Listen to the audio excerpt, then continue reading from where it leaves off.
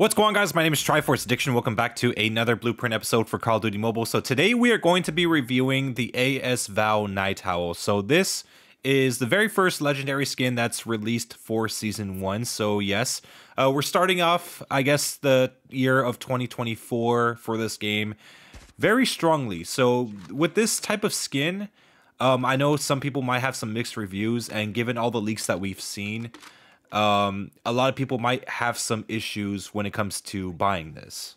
So the Night Howl VAL is the third, I believe. Yeah, it has to be the third legendary skin to be released for the VAL. And by far, in terms of, just overall design, I would say it is pretty creative for the most part. But something that I have noticed within this season is that a lot of the Battle Pass skins, as well as legendary skins, seem to have this weird issue where camo coverage, at least when it doesn't come to diamond, is just extremely bad. So what can I say about the skin? So first off, it's not a combo kill skin, so it's not gonna evolve as you get more kills. So it's just a basic legendary skin. If anything, it's kind of like more of an old-fashioned skin. I would say that because, the inspection sound, at least for this gun, is not actually there. I don't know if they did that because the inspection animation is a little bit different with the VAL, and it might have taken a little bit more work. But yeah, I don't know, for some reason, I guess this is like one of the skins that just doesn't have any sound effects when inspecting. But of course, something like that is not really a make or break, and I was gonna get that skin anyways, given the fact that VAL is probably one of my best guns in the game. If anything, it's probably one of the guns that I have the most kills with.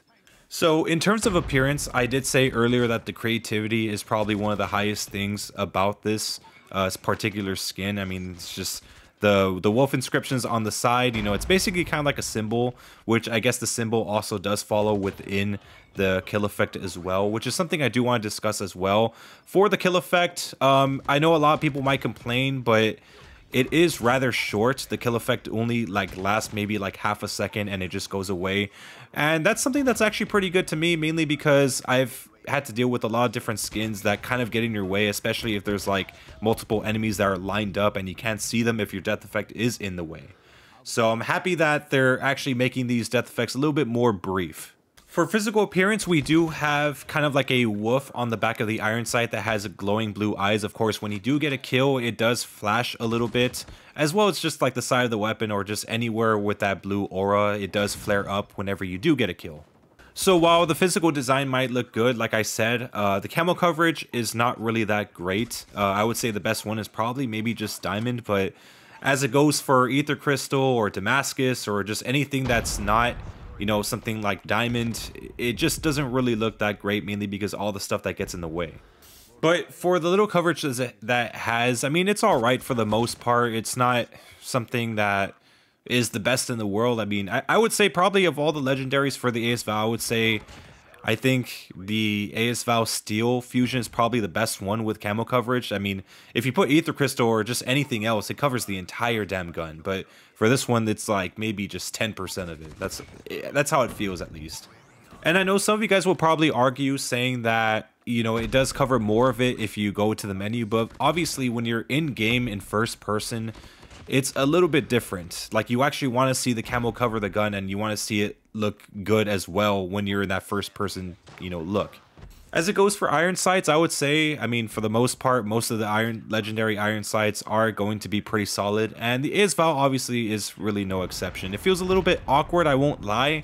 Aim assist kind of feels weaker with this one, but I don't know if it's just me. Maybe it's just a placebo thing, but yeah, the aim assist, as you guys can see, I'm kind of having struggles just aiming throughout all these gunfights. So yeah, that's just something I'm gonna have to get used to. So now on to the best feature of this gun. So surprisingly, for the first time in a while, man, I mean, I'll be honest, we finally have a legendary skin that has a good shooting effect. So this one, I would say, I was telling my friends about this, it's more mythic than the actual mythic itself. And what I mean by that is that it sounds a lot more like it would come from a mythic gun than what we have for the double edge. While obviously it doesn't really fit the theme of the mythic, I would say this probably would have sounded pretty good for a mythic if it wasn't themed the way that it is right now. But yeah, overall, this gun does perform pretty well, especially with an iron sight like this against something I have to like get used to for some reason. Like, it just feels a little awkward. Don't know why, but yeah. Anyways, hope you guys enjoyed the video. Make sure to leave a like. Make sure to subscribe for some more COD mobile content. I'll see you guys next time.